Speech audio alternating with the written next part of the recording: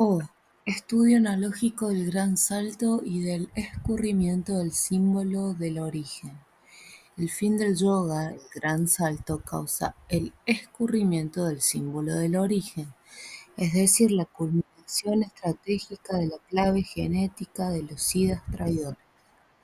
El escurrimiento entonces significa la pérdida de la herencia hiperbórea.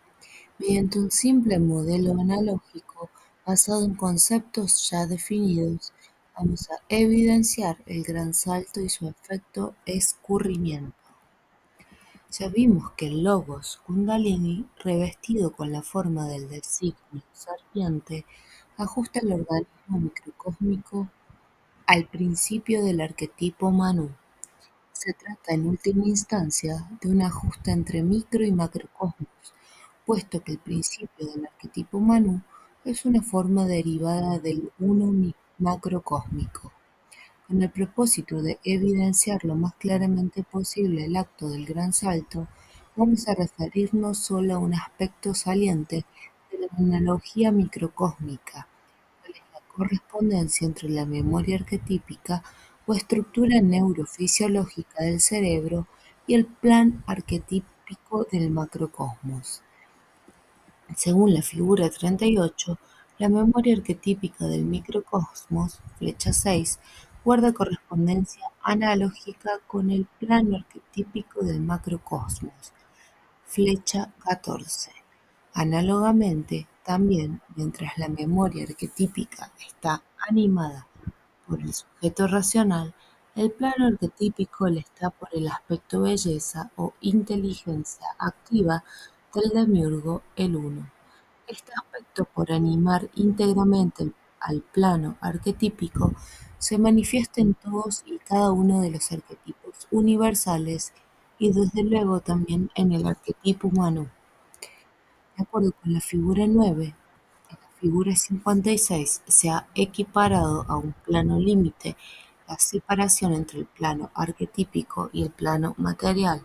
Asimismo, en esta figura y en las 44 y 45 se ha representado una escala gradual de momentos progresivos que permite medir el proceso evolutivo desde su iniciación en el plano material. Tenemos así analógicamente una línea o eje que separa al plano arquetípico del plano material. ¿A qué es análoga dicha línea en el microcosmos?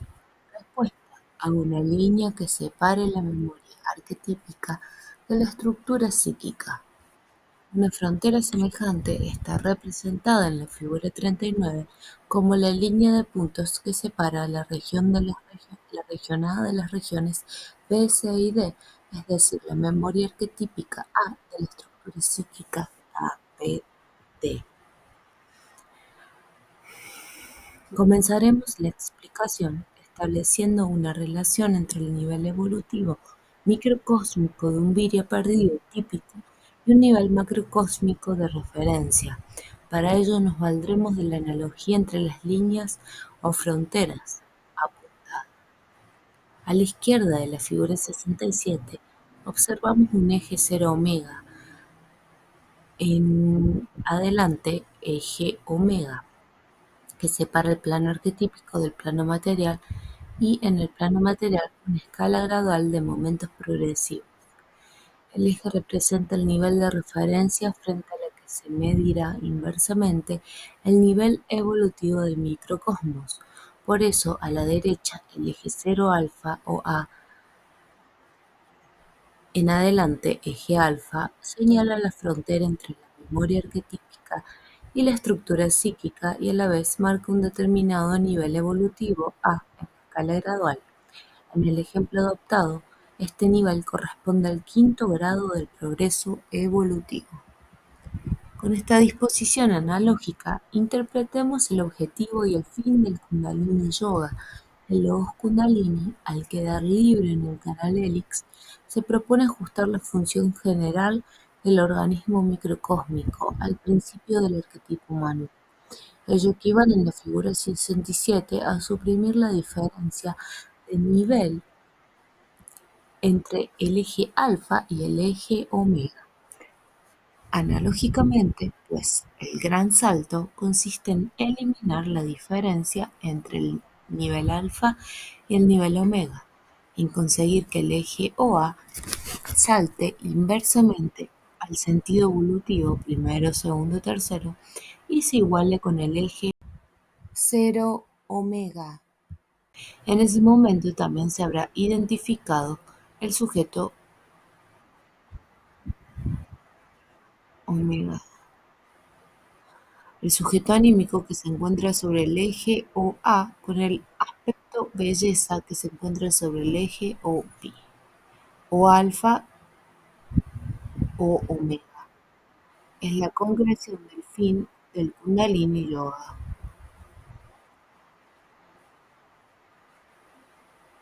Es evidente que el gran salto es una acción de control efectuada directamente por el logos Kundalini bajo su forma serpentina, el gran salto.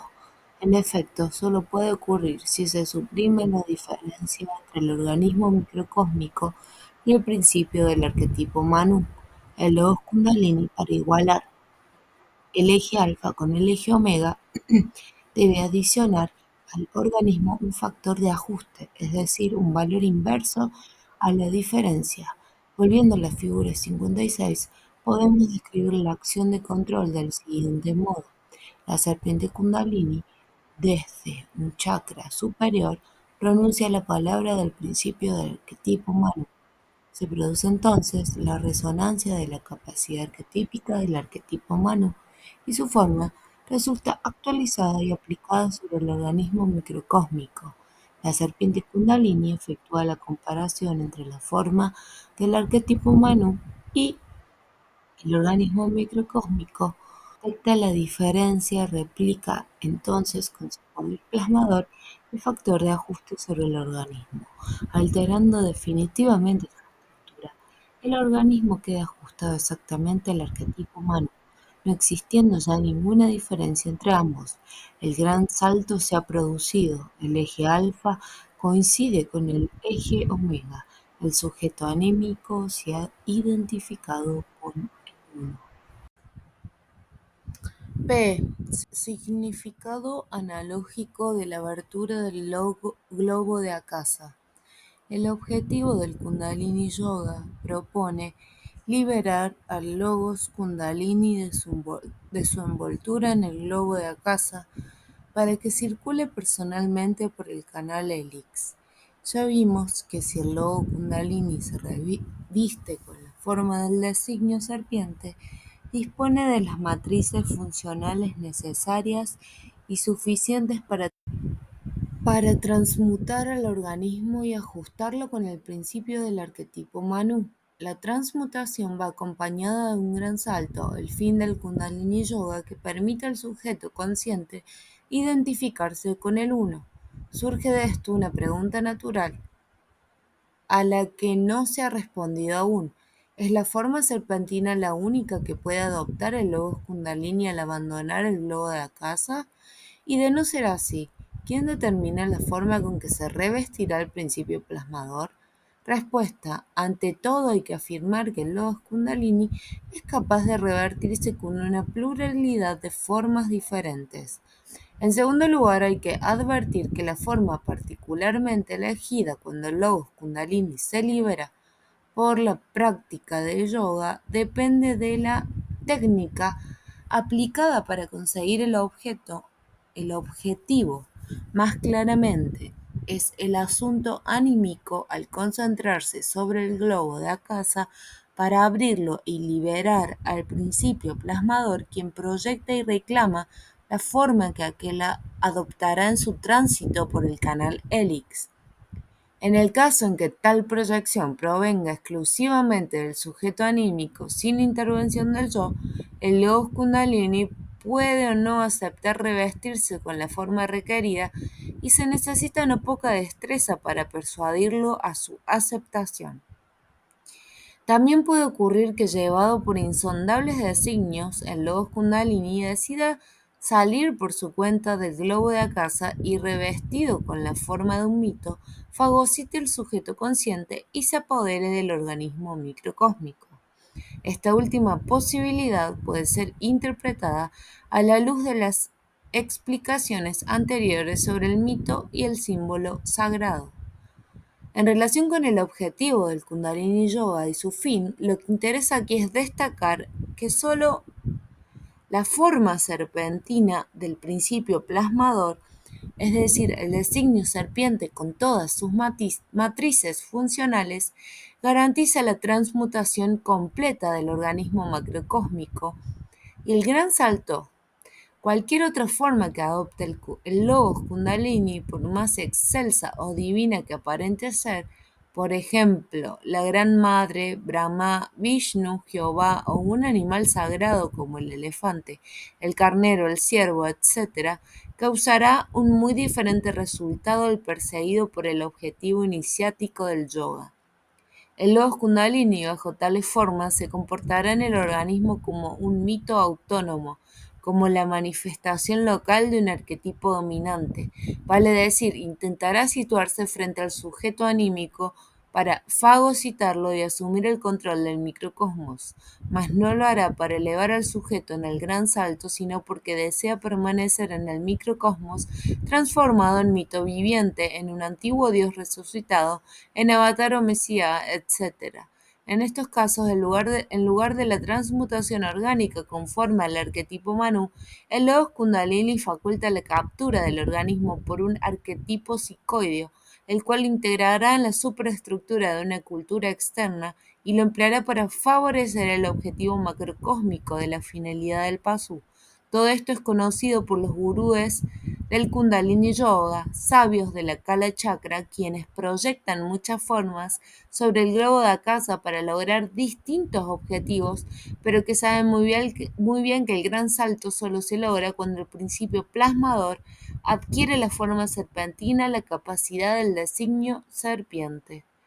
Todo cuanto hemos visto hasta ahora sobre el Logos Kundalini y el Kundalini Yoga nos está demostrando que la abertura forzado natural del globo de Akasa es un acontecimiento de la máxima importancia en el ciclo vital de un organismo microcósmico, toda vez que su ocurrencia tanto pueda transmutar como destruir el germen microcósmico.